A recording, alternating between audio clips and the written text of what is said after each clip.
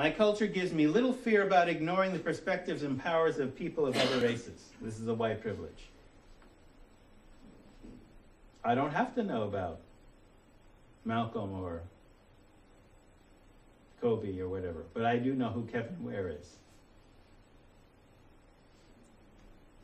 So what's in the words? So, to confer dominance, you must make the dominance seem normal and natural. So you're basically expanding on Peg McIntosh's white male privilege, the list of privileges. I can turn on the television or open to the front page of the news of the paper and see people of my race widely represented.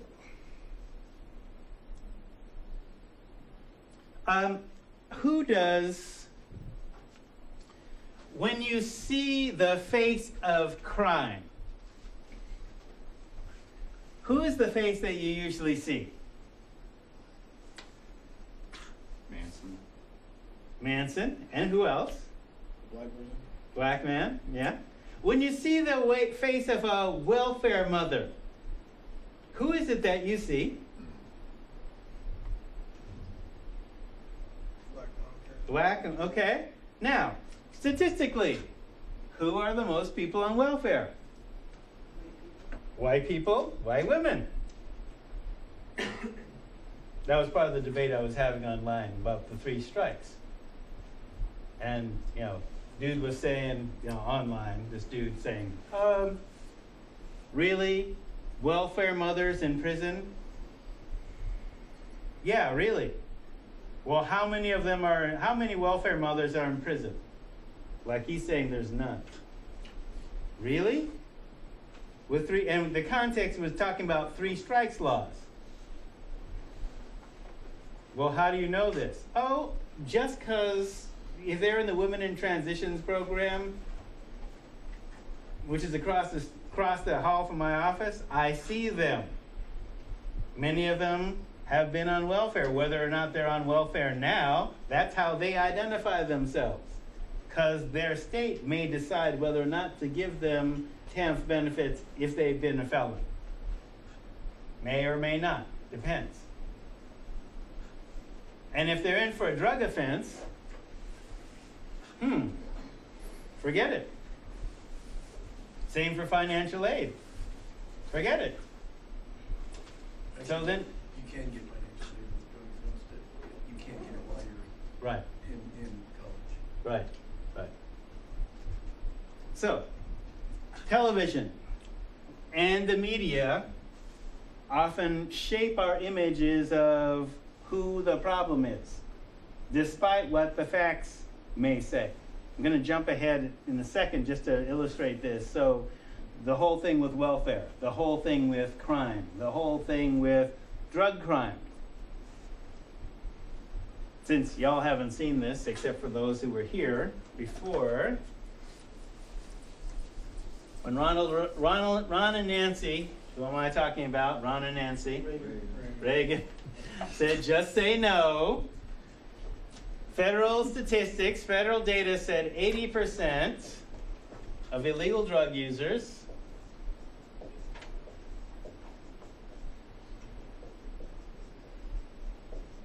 were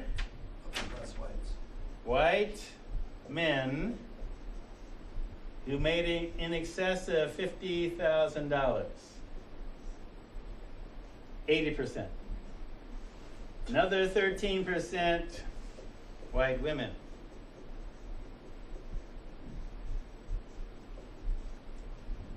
Doing the math, all minorities then are 7%. Of that number, 3% black. So all you see is black. Huh? But when you hear about drug use, all you hear about is black. Ah, right.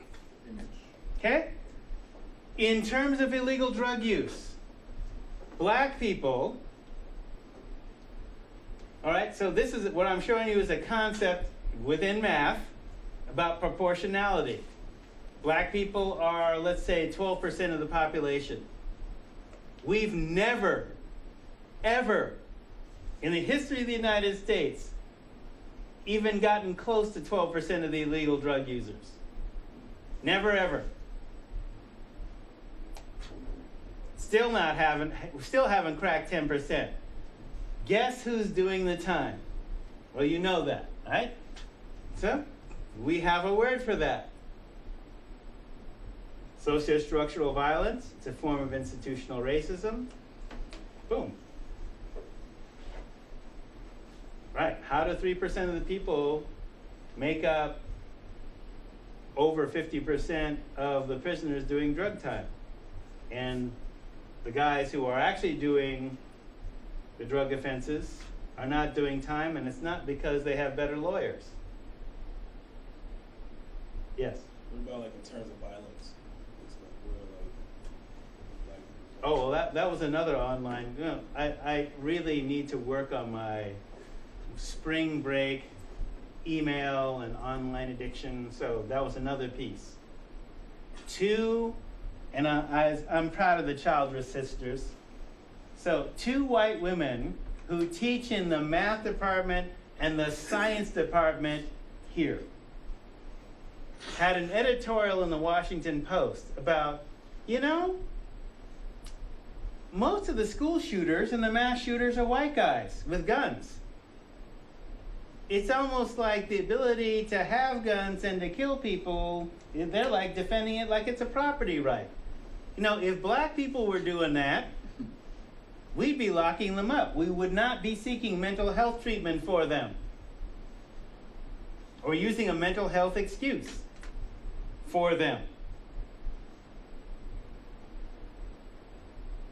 And so on.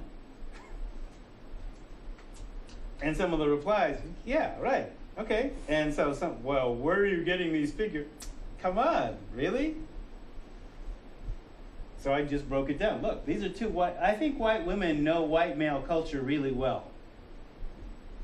Just at a guess.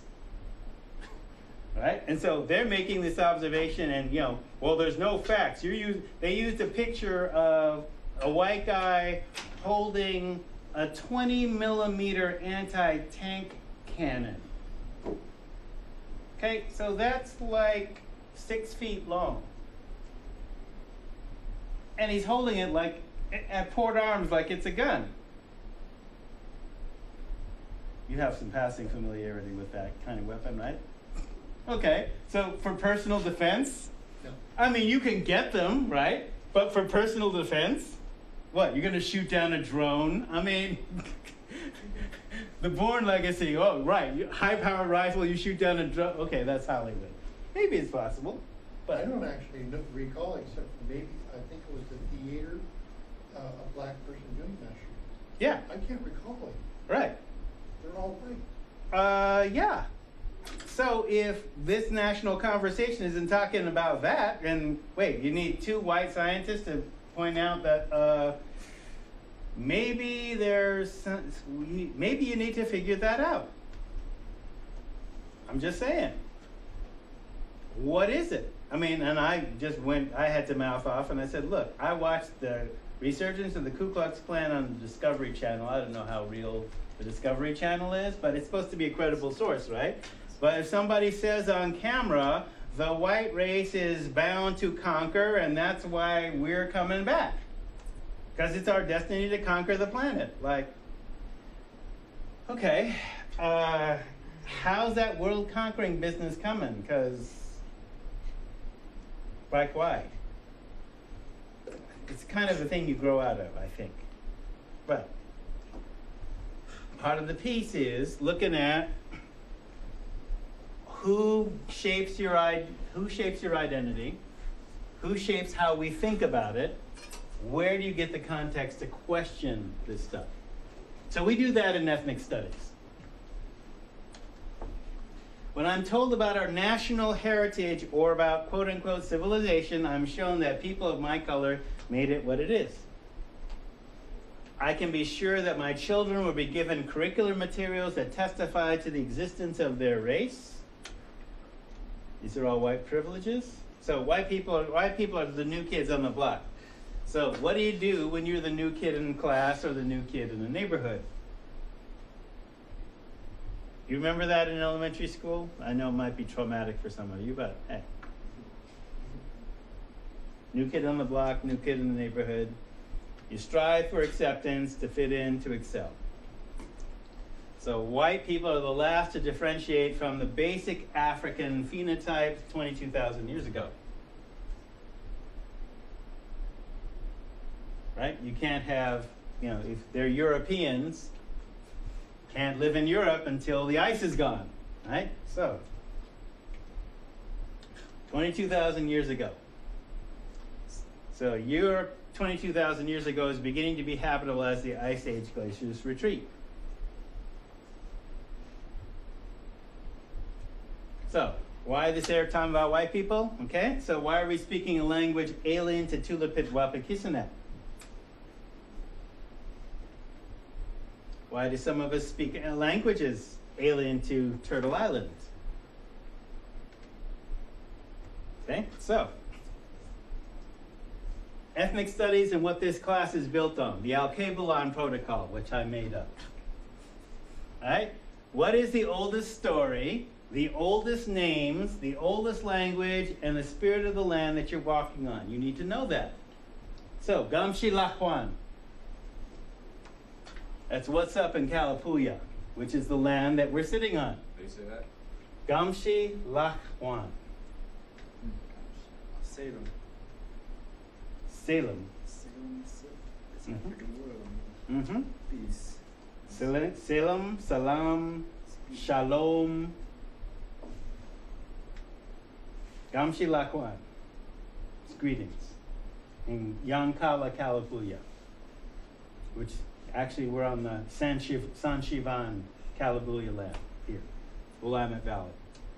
So that's the indigenous language that was spoken here for the last 10,000 years before contact. Okay, so it's an African value that not only do you know the language of your enemy, but you know the language of your enemy and your allies and their history. It's basic politeness. And even if you're on the battlefield, you stop and you have tea or food or chess or whatever with your enemy without fighting. Right? So, the Alkebulan Protocol. What's the oldest story? The oldest names, the oldest language, the spirit of the land that you're walking on. Know what that is. Your homeland. Okay? So, go back and fetch it. Sankofa. Go back and fetch it. Okay? So, the hero is the teller of the tale, which, if I recall correctly, yes. So, 3 things to consider. It's an African proverb. 3 things to consider. The teller makes themselves look good in the telling. That's 1. 2, each telling makes the teller's role bigger and other roles smaller. So knowing this is the 3rd part, you can correct and add information. All right, so we've had now 3 contexts for what America is.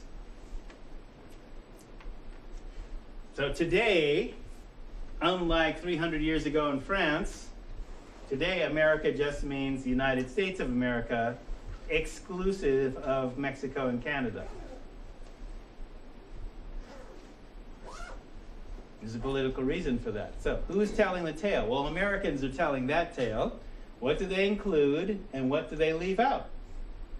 What is their overt, their obvious agenda, and their covert, their secret agenda? You can actually tell by what they leave out.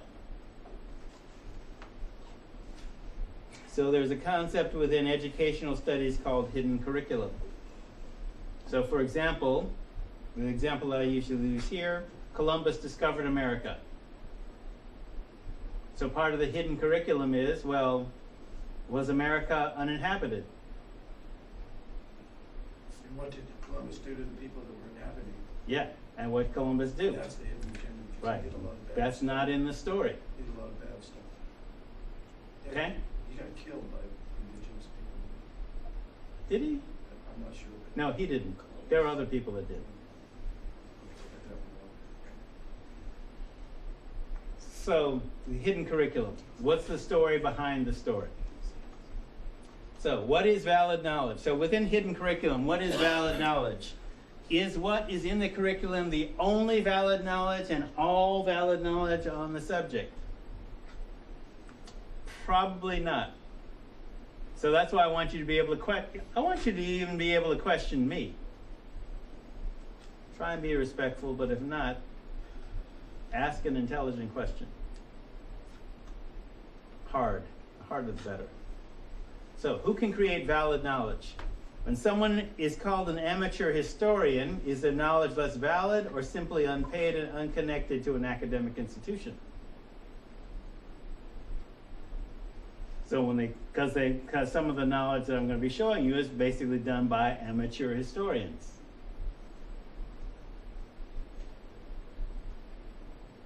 So does the knowledge connect to and validate the voice of the learner? That's another question that is asked within a discipline that studies hidden curriculum. If the voice of the learner is absent from the curriculum, then the hidden message is that the learner has no voice.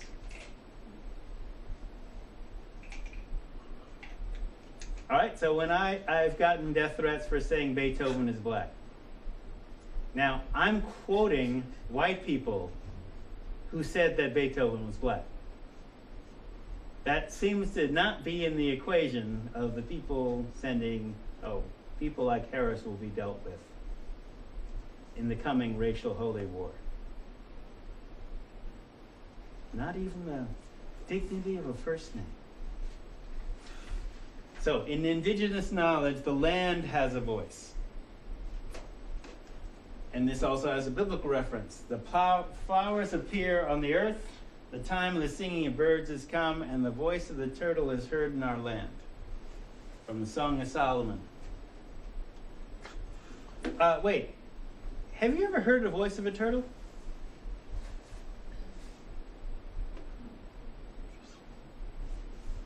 This is a mistranslation. Okay?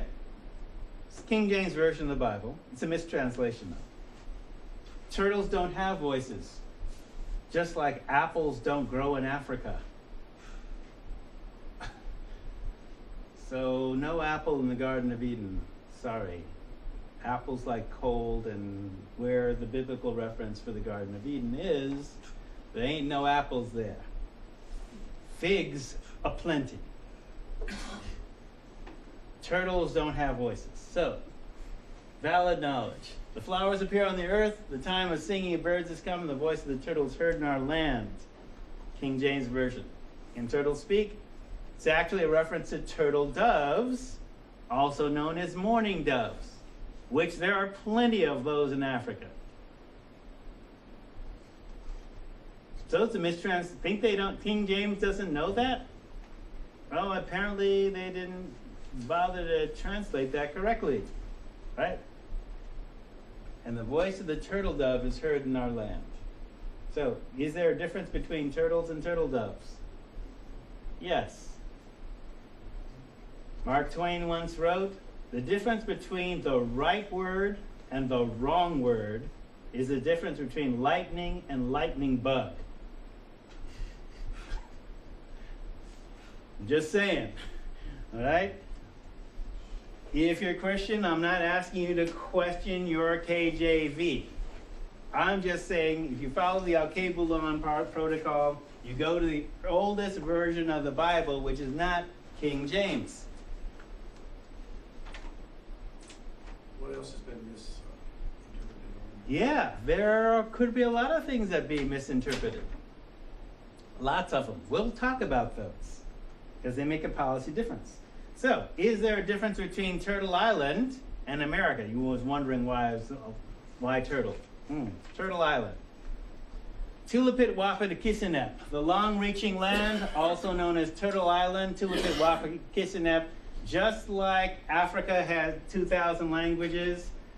Turtle Island, which is the indigenous word for one of the indigenous names for what we call in English North, Central, and South America. One land, many nations, no borders. That's the difference. One land, many nations, no borders. No illegal aliens. No illegal aliens. The people who occupied the pyramid cities of the South had a trading relationship all over this continent, as well as with the Africans and the Chinese who came here before Columbus. No immigration. If you travel to somebody else's ancestral land, basically the protocol is this. The Al-Kebulan protocol is this. We don't have illegal immigrants in either Al-Kebulan or Turtle Island. The idea is this. If your folks have been there for 100 generations, it's your land. That's 2,000 years.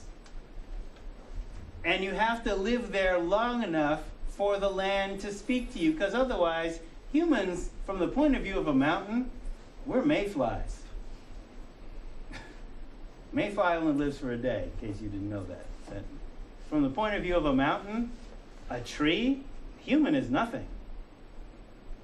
So why do you think, oh, we conquered this? Right. Your civilization has barely been around for 1,000 years. It's not your homeland until your people have been there for at least 100 generations. 2,000 years, preferably 1,000. And then the land speaks to you, and that becomes your language. This association is so powerful in human psychology. We're speaking English, which came from England. The Italians are from Italy.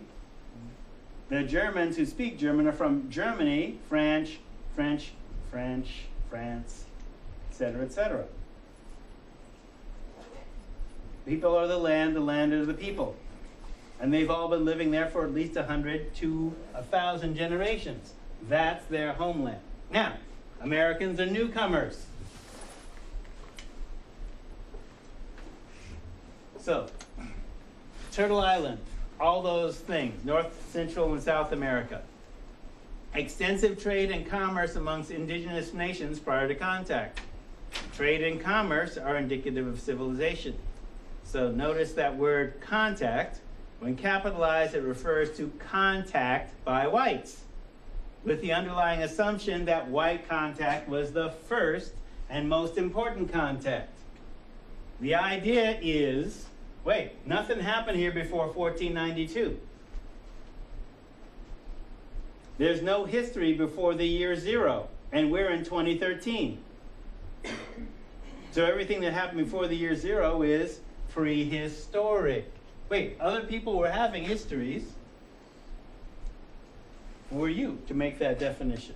They had an industrial revolution, that's what. Oh, we had an industrial revolution. All right? So, white contact, the assumption is that white contact, and this is from the hidden curriculum, white contact was the first contact. It wasn't, but like Santa Claus and the Easter Bunny, some illusions can be maintained for certain holidays like Columbus Day.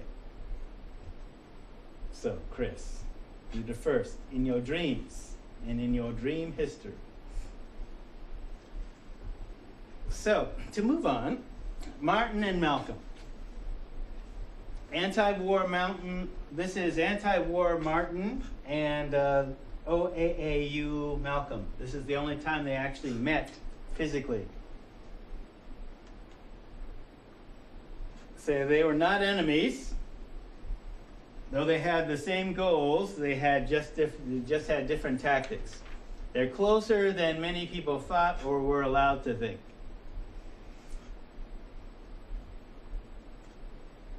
Both being on the COINTELPRO hit list, counterintelligence program hit list, whose goal was to basically prevent the rise of a black messiah, a person that could not only just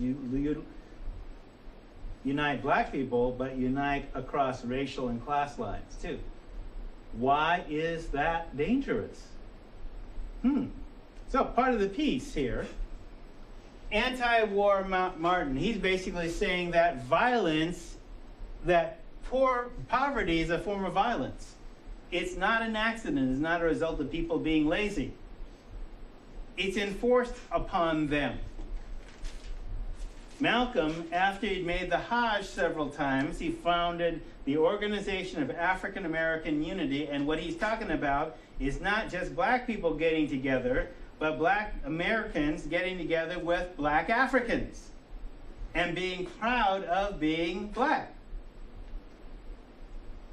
He's one of the first people to say, look, you should be, say it loud, I'm black and I'm proud.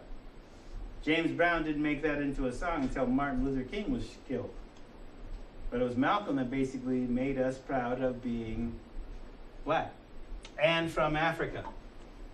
Now, the OAAU was the organization that after Malcolm broke with the Nation of Islam, he basically formed the Organization of African American Unity to reach out to the civil rights movement, but also to whites who are interested in civil rights as well as poor people, as well as international liberation movements. So it's not that Martin and Malcolm were killed. That's not the fact you should focus on. It's where in their career they were killed and by whom. Right? So their enemies are kind of in the background, though this picture is taken in Congress for the Civil Rights Bill hearing.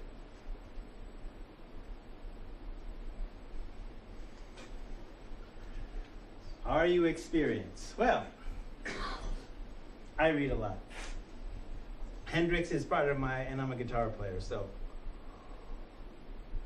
Hendrix is part of my guitar holy trinity. Taj Mahal, Jimi Hendrix, Richie Havens. Santana, close fourth. Good choice. A lot of people think that Jimmy died of an overdose. This does not fit the medical facts.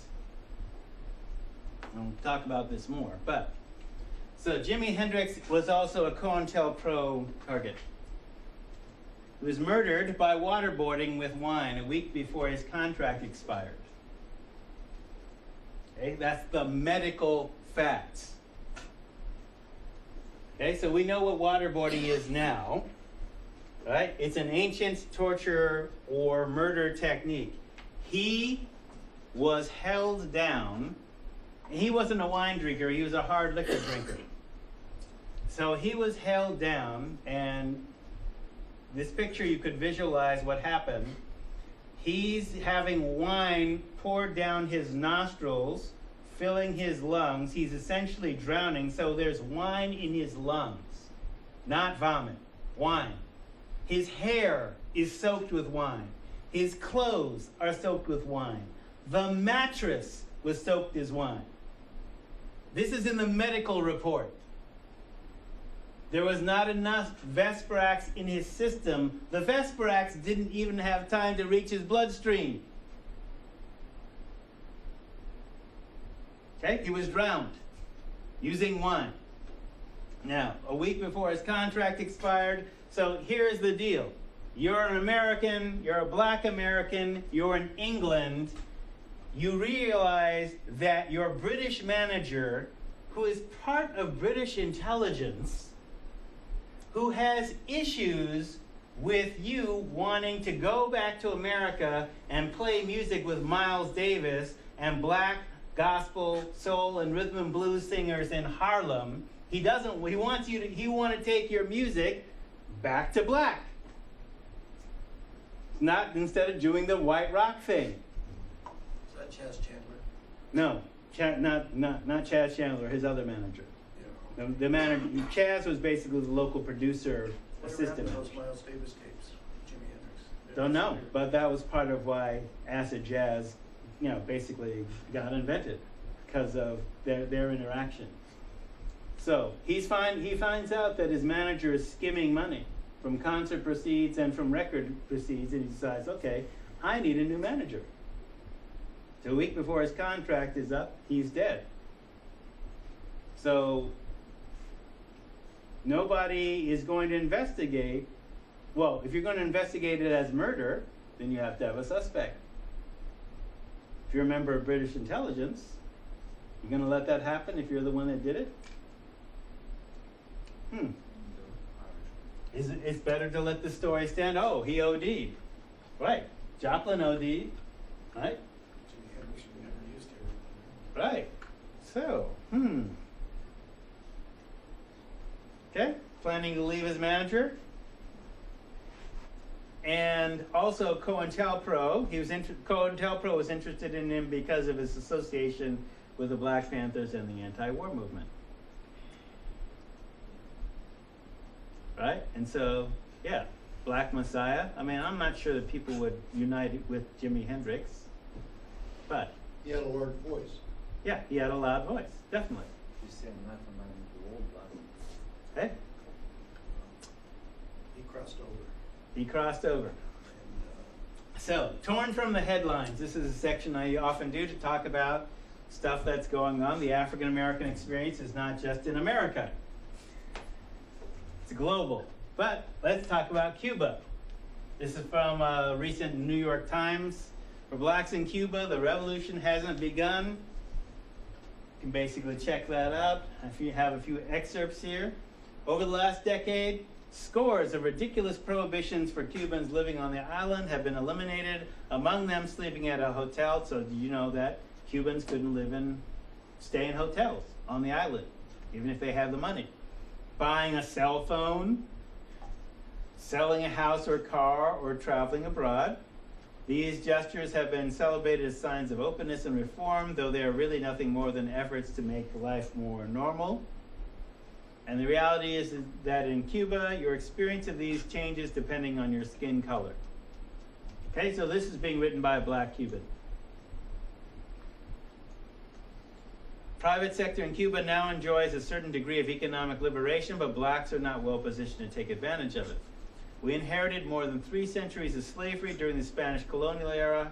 Racial exclusion continued after Cuba became independent in 1902, and half a century of revolution since 1959 has been unable to overcome it. Private sector, let's see, it shouldn't have duplicated. Black Cubans have less property and money. I also have to contend with pervasive racism. Not long ago, it was common for hotel managers, for example, to hire only white staff members so as not to offend the supposed sensibility of their European clientele. Raul Castro has recognized the persistence of racism and has been successful in some areas. There are more black teachers and representatives in the National Assembly, but much remains to be done to address the structural inequality and racial prejudice that continues to exclude Afro-Cubans from the benefits of liberalization. Racism in Cuba has been concealed and reinforced in part because it isn't talked about. The government hasn't allowed racial prejudice to be debated or confronted politically or culturally, often pretending instead as though it didn't exist. Before 1990, black Cubans suffered a paralysis of economic mobility, while paradoxically the government decreed the end of racism in speeches and publications. To question the extent of racial progress was tantamount to a counter-revolutionary act, which means you could be put in jail.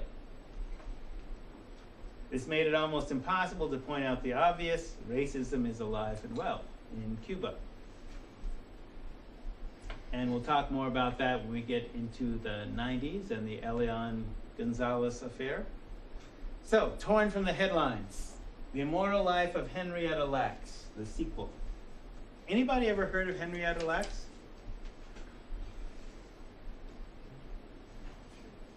No. Anybody ever heard of HeLa cells? Experimented with cell lines? No? Okay. Henrietta Lacks, a black woman, had cervical cancer in the 50s. The standard treatment for everyone in that era was to pack the cervix with radium.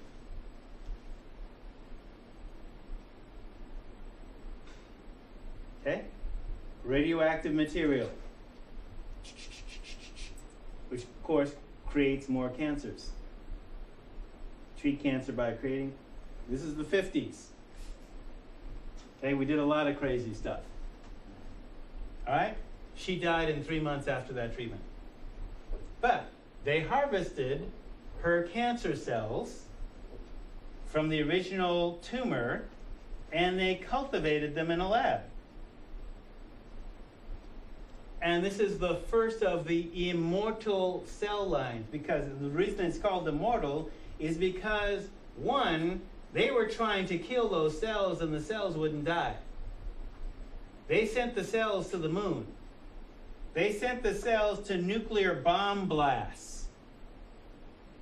They did all kinds of things to kill the cells, and the cells just kept going. So lots of things in terms of medicines and all that kind of stuff resulted from that knowledge, but the Lax family did not benefit from them. People made billions, possibly trillions. The Lax family just had a dead mama. Right?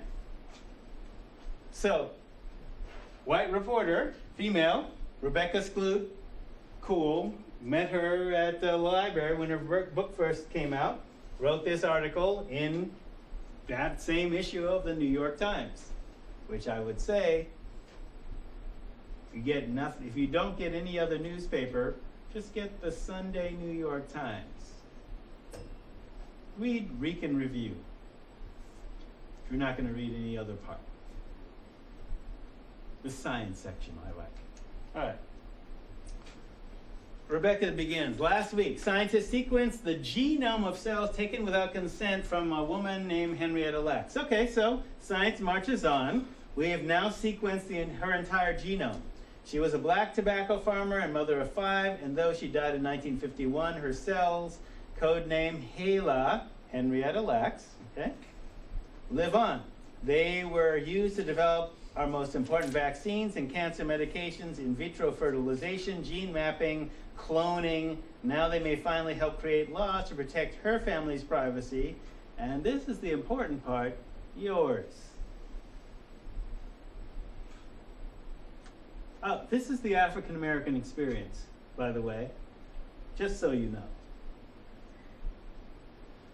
The family has been through a lot with HeLa. They didn't learn of the cells until 20 years after Lack's death, when scientists began using her children in research without their knowledge, which in 1971 would still be legal then,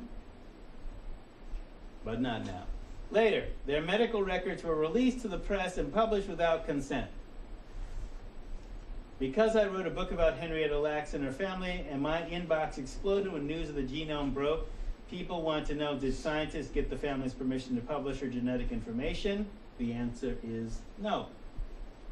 Do you think this would happen with George W. Bush's family? No. But I think the Bush family genome should be sequenced. Because, as an addictions counselor, if Barb was drinking during W's pregnancy, I want to know the before and after sequences of the genome for general knowledge, so we can look at what happens when people get strung out and have fetal alcoholism spectrum disorder and become president. Well, that's not. Well, it's nice that an FAS kid can become president. Okay. But that wouldn't happen. Imagine if someone secretly sent samples of your DNA to one of many companies that promise to tell you what your genes say about you. That report would list the good news: you probably live to be 100, and the not so good news: you'll most likely develop Alzheimer's, bipolar disorder, or maybe alcoholism. Now imagine they posted your genetic information online with your name on it. Some people may not mind, but I assure you many do. Genetic information can be stigmatizing, and while it's illegal for employers or health insurance to provide discriminate based on the information, that is not true for life insurance, disability coverage, or long-term care. That is private family information, said Sherry Lax's granddaughter. It shouldn't have been published without our consent. Right you are, and it was. Without contacting them.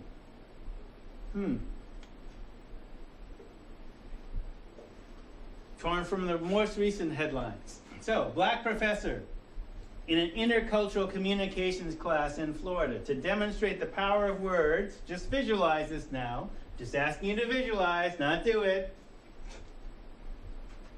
Write Jesus on a piece of paper and stomp on it. Okay? Now, he's teaching, he's an adjunct, which means he's a part-timer. He probably didn't write the book. The book is probably a standard text, because this is a common practice. Right? Power of words. Standard lesson from a textbook, and delivered it. The word Jesus on a piece of paper is not a holy book. People in Florida sent death threats and racial slurs at him. Okay, the University of Florida, Atlantic University, put him on leave. While intending to make an academic point, what he did was similar to Florida ministers bordering the Quran. But nobody stopped that. Or soldiers improperly disposing of Quran. So, in case you might not know, this is again part of the African American experience. Jews and Muslims consider their holy books, the Torah and the Quran, people. And the people in Afghanistan who urinated on the Quran didn't get prosecuted either. No. The American soldiers that urinated on the Quran. Yes. Okay? They consider them people. So thus, if the Qurans or the Torahs or whatever are either desecrated or old, you give them a proper burial, just like you would a human being. Now, I'm not certain how many Christians feel that same way, but the word Jesus on a piece of paper is not a holy book. But, brother, you in Florida, and you a brother. So, Andres Serrano wanted to make a point about Jesus. He felt the actions of many contemporary Christians essentially were urinating on the legacy and the teachings of Christ. So he urinated into a bottle and took a picture of a crucifix in his urine to make that artistic point. Okay, so actually this amuses me because, well, the reaction, this is the picture, the original picture, and there's actually, if you Google this, there's actually pictures of people who have basically broken the glass in front of his art. So this is him standing in front of, you can see there's cracks in the glass of this picture. People were breaking the glass. And he's saying, look, I'm a Christian. I'm offended by what they do in the name of Christ. They're pissing on Christ's legacy, so I'm just saying, boom, here's a picture of what y'all are doing. I'm not dissing Jesus. What you're doing is dissing Jesus. Right? He's an artist. The purpose of art is to question. All right? So, words and images are powerful forces. The FAU case is a powerful lesson. So what if the book he was following was written by a white man and a black adjunct professor was simply following the lesson plan? Would the reaction be the same if he were a white professor? Would he have gotten death threats?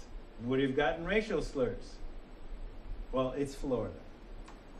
Brother, you should understand the context. You in Florida, not Oregon. And the reason I raise Oregon, Oregon is one of the least religious states in the country.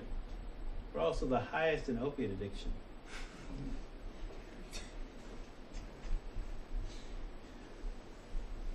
There may be a correlation, I don't know. All right. So, why this matters? What was once done to us because of race is now being done to you because of the money, so you better be hip to the game. If you think being ghetto is a good thing, then you can still be enslaved. Because being globally, scientifically, and culturally literate leads to freedom. Being confined to your neighborhood plantation means you may as well be in the, as James Baldwin say, the sunlit prison cell of America.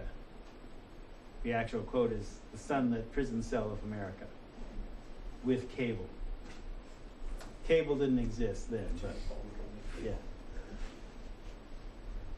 All right, so there are more black people in Latin America, 130 million, than there are in America.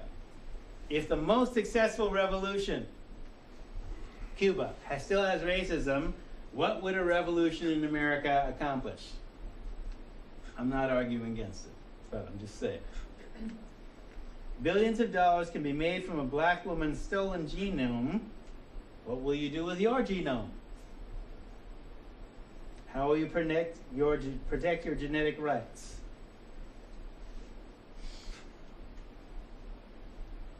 So this phrase, Aheb Labweld Babaikun,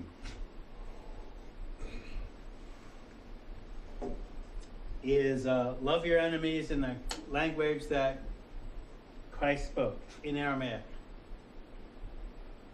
So love your enemies in Aramaic, since Aramaic shares with its sister languages Hebrew, Arabic, and Amharic the quality that a single word can mean multiple things. This phrase, Aheb Labwel Babakun, is instructions on how to love your enemies. It is an example of diunital logic, the union of opposites. Love your enemies. So part of knowledge is a form of love, and self-knowledge is a form of self-love. And so not only do you, that love that it's being spoken about is knowing yourself and knowing your enemy's heart and mind. Okay, so that enemy of my enemy is my friend is basically another interpretation of that phrase. So we could ask a question. Who runs the most successful prison outreach and addictions program and employment program which benefits African Americans? Who runs that?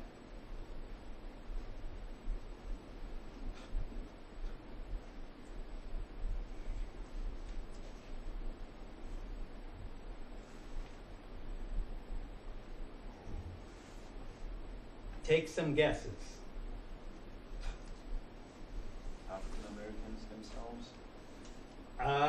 African Americans themselves, yes. Which African Americans? See, I want to point this out to you. If you rely on mainstream media for your solutions, and mainstream media doesn't talk about the solutions to the problems that you face, then you make the assumption there ain't no solution, because they ain't reporting it.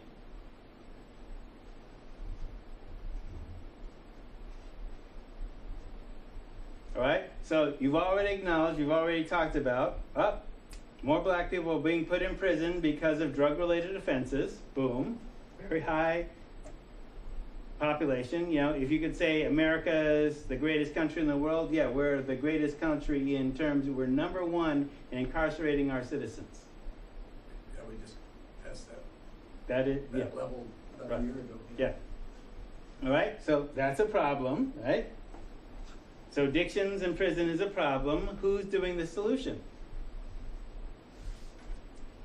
Well, I'll tell you, right? Because that's what I'm paid to do.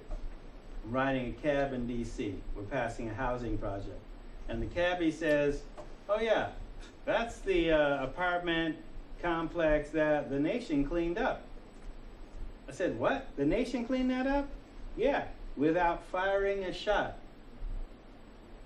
Oh, you mean, so a solution to getting gang members out of public housing is not police raids, but bring in the Nation of Islam? You mean they cleaned up that one, they cleaned up that one, they cleaned up that one.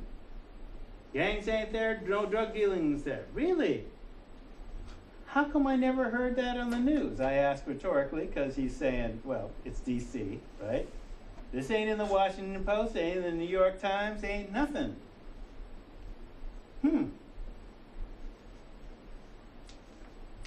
Well, Nation of Islam. Look, Gaddafi's dead, right? But I'm just saying, why did Colonel Gaddafi offer $1 billion to use any way he saw fit to benefit African Americans? And who did he offer that to? Wait, you probably didn't even hear that, right? Well, you read newspapers. Okay, I'm just saying, old school. I was raised to read newspapers. Even if it's lies. You gotta read between. You gotta know what the lies are. You gotta read between. Because they're being played on you. Right? So, $1 billion. You know how much $1 billion is? Yeah, that's 1,000 though. But, in your pocket, thank you. In your pocket. I don't know how much money you spent in a day. I've produced rock shows. So, in a standard rock show, if you're inking an act and you can spend $10,000 in a day. Easy. $1 billion is you spending $10,000 a day, every day, for 300 some odd years. Okay, so we're not vampires. Okay, so let's break it down. $1 billion is you spending $10 million a day, every day, for a year. Now, I don't know what you'd spend $10 million on. How many houses can you buy? How many Rolls Royces or Ferraris can you get? That ain't the point. That's just to give you the idea of scale, right? $1 billion to benefit black people in America any way you want. Now, he ran into some problems because Gaddafi was considered a terrorist, so the State Department wanted its cut and all that kind of stuff, but he was already. So Minister Farrakhan, who I may not particularly like myself, but he did that. Bear in mind who's considered an enemy and why are they considered an enemy, to whom. So Martin Luther King was considered an enemy by the United States government until he was killed, according to a lawsuit when we get to the late 90s, early aughts, by his family, by the United States government. Gaddafi is considered an enemy, but now he's dead, but there's some hidden history. To love your enemies, in the deepest sense of the original Aramaic meaning of that phrase, is to see into your enemy's heart, see their wounds, see their joys, all the things in their history that made them oppose you. You need to understand that. Same thing as saying respect your enemies. Yes. That's part, just like you gotta respect yourself. So 2009. Farrakhan is hailing the visit by the president of the African Union, Muammar al-Gaddafi, to New York next week as the new dawn for American and Libyan politics. A wonderful opportunity for the world to see and hear a man, he said, is a vital participant in the African Renaissance. Gaddafi will be addressing the UN 64th General Session in New York.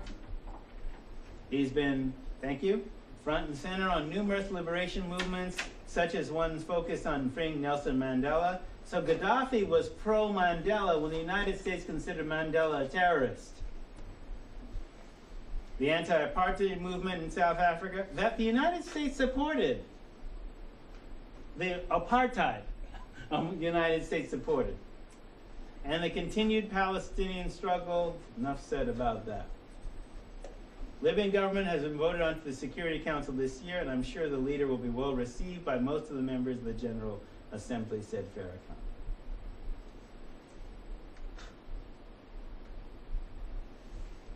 Chairman of the African Union that year, friend of the black community in general, and the Muslim community and the Nation of Islam in particular. Our friendship goes back almost as long as he's been a leader.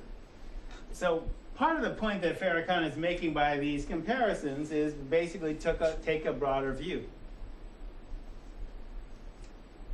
$1 billion, which we never received, but We'll take this up more on Wednesday.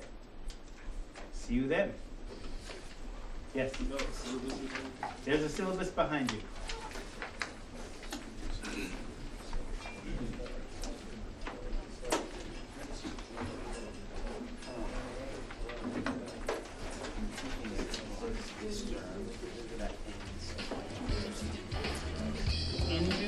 Okay, all right. Okay. I didn't bring any. Let's do that Wednesday.